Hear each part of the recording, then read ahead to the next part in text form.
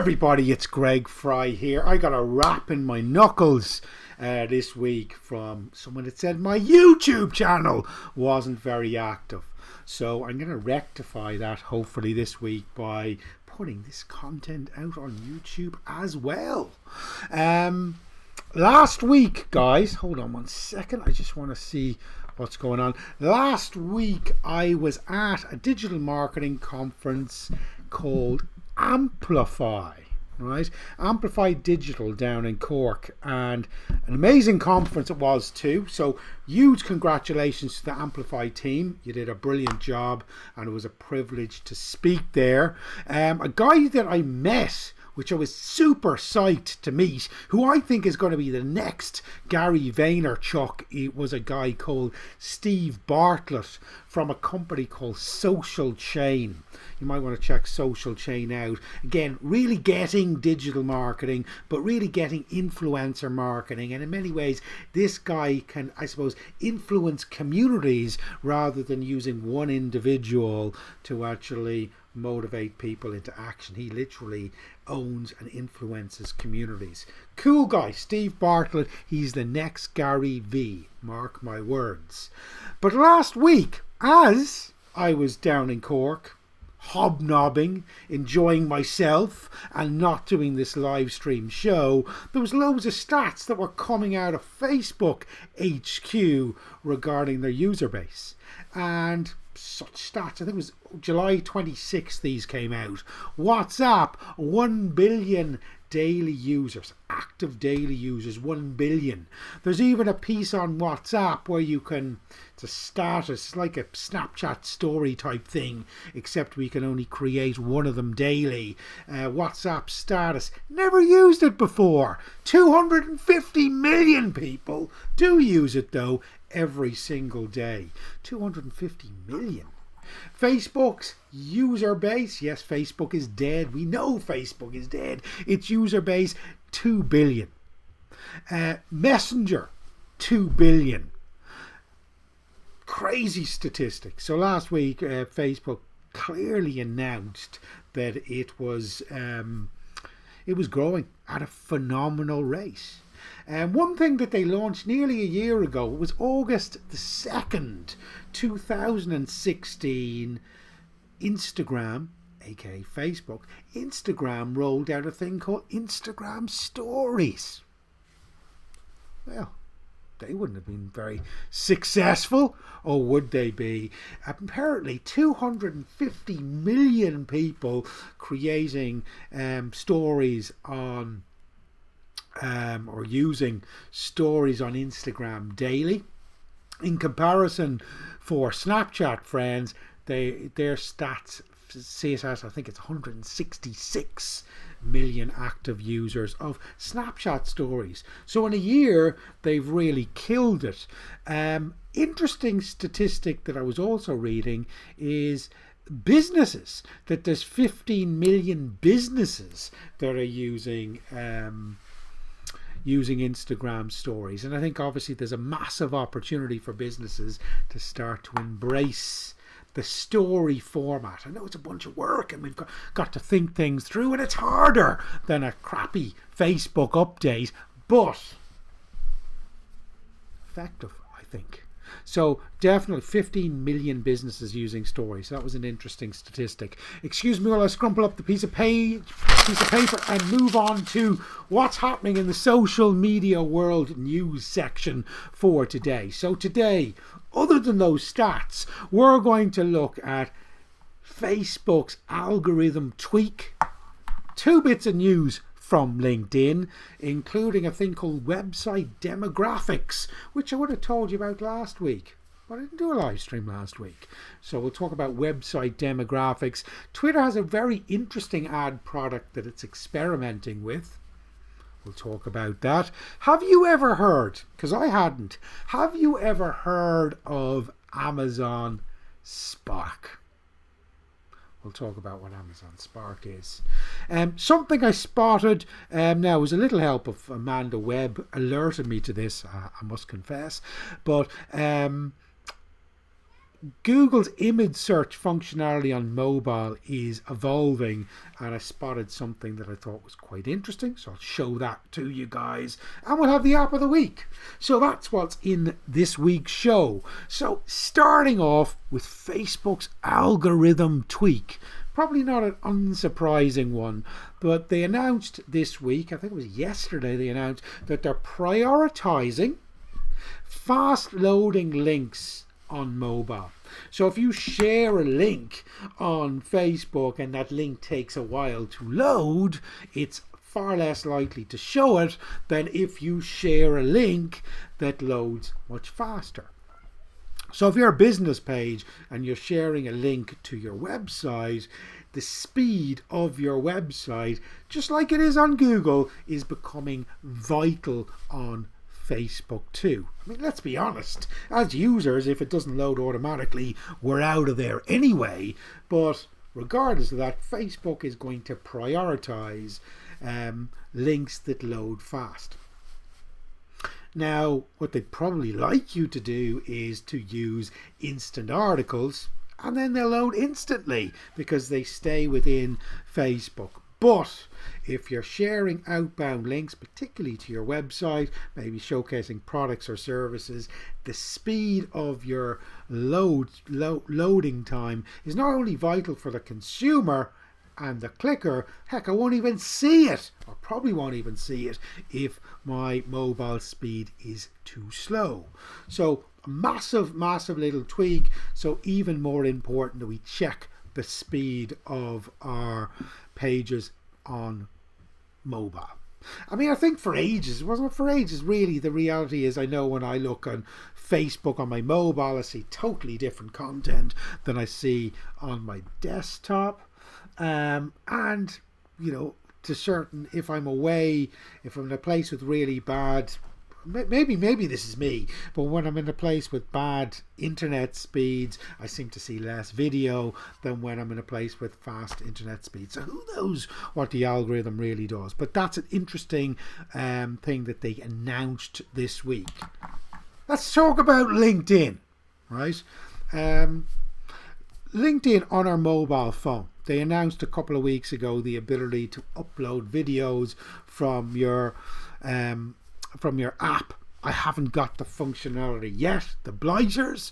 Some people are announcing this, reporting this week that they have that functionality on their desktop. So we now know that very shortly we'll be able to upload videos not only through our app, but through our desktop on LinkedIn. So there you go. I think the desktop functionality is something that I will welcome. They also announced on iOS only initially, so on the iOS app, LinkedIn app, that they're going to allow the ability for us to add multiple photographs to a post. So say we're showcasing a business event, I have 4 photographs, I can upload my 4 photographs and showcase them as an update. So the ability to add multiple photographs to a post, that is here for us all to indulge in, apparently, if we're an iPhone user. So on iOS only for the moment. But the cool news, and again, it would have been on last week, that I think LinkedIn have rolled out, is a thing called website demographics. Website demographics. Essentially, LinkedIn have the ability, like Facebook and Twitter, to add a pixel to the header section of your website. So essentially, it can see what LinkedIn users are landing and spending time on your website. Cool. Brilliant for remarketing ads and so on. So what are these website demographics? Essentially, through this pixel, it's the ability for LinkedIn to tell you how many senior managers are on your website, how many business professionals from India are on your website, how many CEOs are on your website, how many people from the food industry are on your website, and so on. So essentially, it will give you data on who are the professional people the personas of those professional people that are actually spending time on your website. So you can you can see when you look at this plus your Google Analytics that, I mean, visitors are visitors, but are they the right people? I can clearly see, particularly if I'm a business to business organization, whether I'm getting the right traffic to my website. So kind of cool tool, website demographics, check it out. I'll put a link in later for you guys to click on. So that was cool. Twitter. Haven't been speaking massively about Twitter lately, but bizarre but interesting ad format or product that they apparently are testing out this week. Essentially, it's like a subscription model. So you spend $99 a month. $99 a month. There you go, Mr. Twitter. And what it does is it automatically promotes your tweets and I believe your account too. So essentially it amplifies everything that you do on Twitter for a monthly fee of $99. Good? Bad? I suppose relatively cheap. My only concern with products like that is everyone starts paying for it. A lot of really bad tweets suddenly get promoted. But maybe forcing people to create better tweets and to try to amplify them and to think about the mindless tweets that they might create, because at the end of the day, Twitter are going to promote those ones too. Anyway, interesting model. They're just testing it at the moment, but do you think it's a good model or not? Leave us a comment. What else should I say? We're nearly done. Have you heard of Amazon Spark before? I hadn't. And it was on the Social Media Examiner show I first heard about it. I think it was last week. This apparently I think is in the US only. If you're on your app on Amazon and you go to the products and features section on Amazon, you may see an Amazon Spark tab.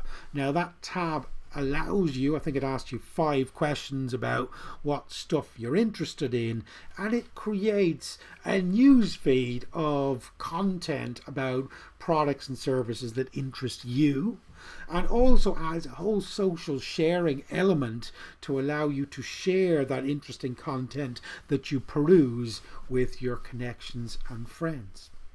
So interesting. And makes perfect sense to me.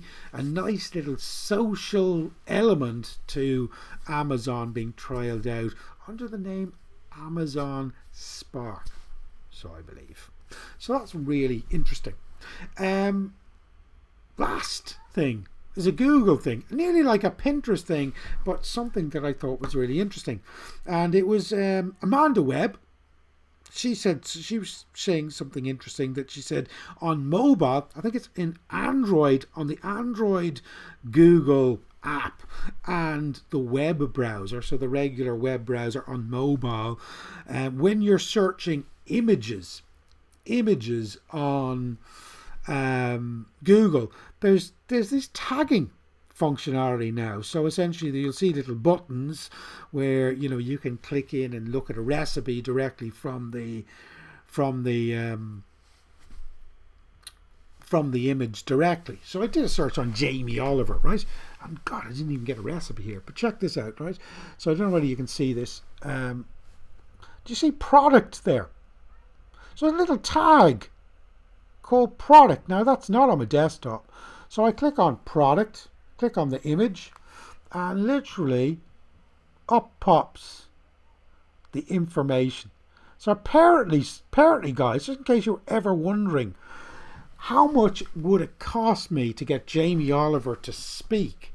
Apparently it is $175,500. So if you have that in your back pocket, you can get Jamie Oliver to speak at your next event. But again, it's interesting, the little product tab, and it takes me to a page where I can see information and decide whether I want to visit that page, like a little preview thing going on. So that's an image search on Google. So it kind of Google's made to kind of take on the likes of some of the new Pinterest features that have been rolling out in recent times and allowing us to tag certain things. But if I'm a business, I'm thinking, how can I tag my images on Google so when people are searching on mobile that they can literally click in and see these previews? Interesting. Very interesting. So guys, that's it for this week. That's all the news. If there was anything else that you heard that I haven't mentioned, by all means let me know. Leave a comment below. Apparently Facebook are also testing out a video to video device. So something to nearly replace the telephone, but a separate device for video to video, live chat video. And that was something else. But if you've heard anything else, leave us a comment down below. Last but not least, we usually do an app of the week. We're not going to do an app of the week.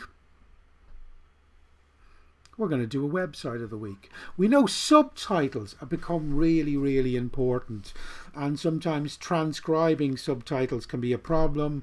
We know that Facebook transcribes subtitles very badly. There's a cool site, check it out, very inexpensive, to create subtitles for your video. It's called rev.com.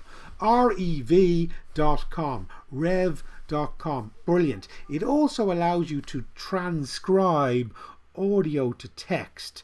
So say you do a podcast and you want to transcribe your podcast, it also has that functionality as well. Check it out. So this week's kind of website / app of the week is rev.com. So that's all from me. So Greg Fry says, have a great weekend. I will definitely, and lovely chatting to you as ever, and I look forward to your comments. So from me, Greg Fry, it's goodbye. See you next week.